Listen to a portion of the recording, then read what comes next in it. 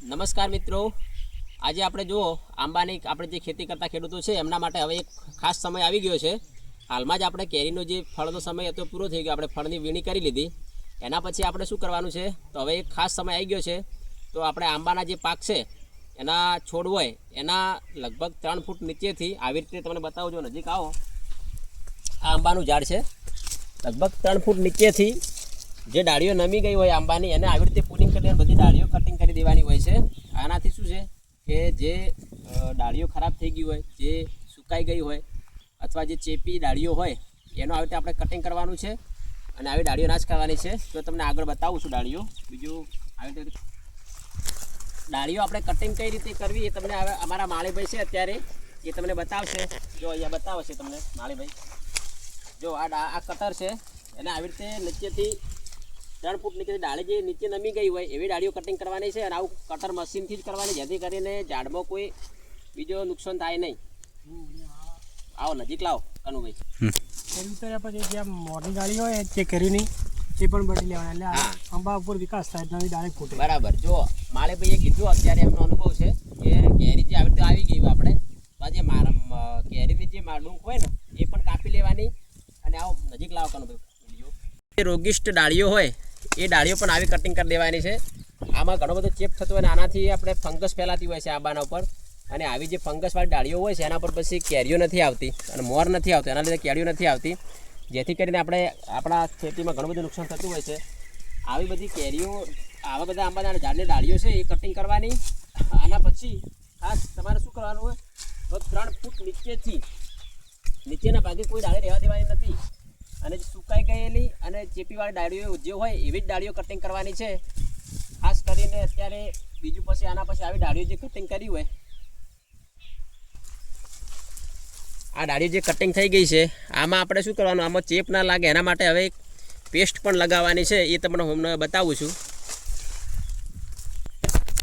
જુઓ આ આંબાની ડાળી હતી એના પર જો કેટલો બધો માર્ફોર્મેશન આવી ગયું છે. આ તમને દેખાય છે આવું, આ જે બધું ગુચ્છા જેવા દેખાય આ બધું સડી ગયેલું, આ એક ઓબામાં મોટામાં મોટો રોગ છે. આ રોગના લીધે તમારે આંબાના ફળ જે હોય છે એમાં મોર નથી આવતો, અને મોર નથી આવતો એના લીધે તમારે ફળ આવશે નહીં. આવા જેટલા પણ ડાળીઓ હોય એ હાલ એનો ખાસ સમય આવી ગયો છે, અત્યારે આને કટિંગ કરી દેવાનું છે આપણે, જેથી કરીને આપણે આંબાના પાકમાં વિકાસ વધારે કરી શકીશું.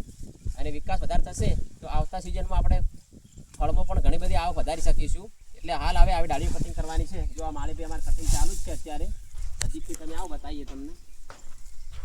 આવી જે નીચે લટી ગઈ હોય ને આવી ડાળીઓ ખાસ કટિંગ કરી દેવાની, કારણ કે આંબામાં એવું છે કે એનું થડ જે છે એને હવા મળવી જોઈએ. કોઈ પણ જે બાગાયતી પાક છે એમાં એક ખાસ આ મહત્વનું પગલું હોય છે કે એનું થડ જેટલું ખુલ્લું હોય ને એટલું એ ઝાડ વિકાસ કરતો હોય છે.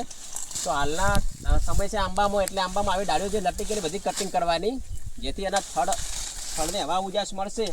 થડને હવા ઉજાસ મળશે ને તો એનો વિકાસ વધુ સારો થશે, જેથી કરીને તમારા આંબો વિકાસથી વધુ થશે. વધુ જેટલો વિકાસ થશે એટલો આવતા વર્ષે તમારે એટલા ફળ વધારે આવશે. એના માટે તમારે અત્યારે હાલ આ સમય ખાસ છે તો ડાળીઓનું ફળ આપણે લઈ લીધા છે. ફળ લીધા પછી પુનિંગ કરી દેવાનું છે.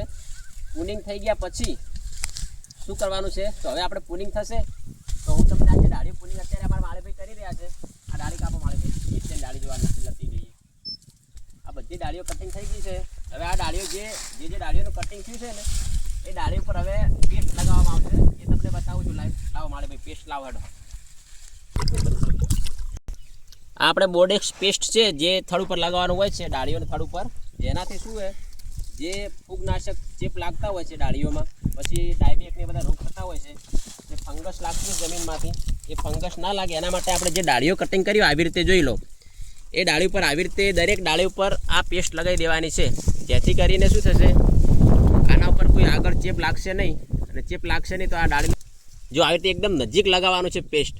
ડાળી જે જગ્યાએ કટિંગ થયું હોય ને એ કટિંગ ઉપર એક્ઝેક્ટ લગાવવાનું છે, જેથી કરીને શું થશે, તમે જે આ કટિંગ કરી ત્યાં જ લગાવવાનું, અહીંયા ઉપર લગાવવાની જરૂર નહીં.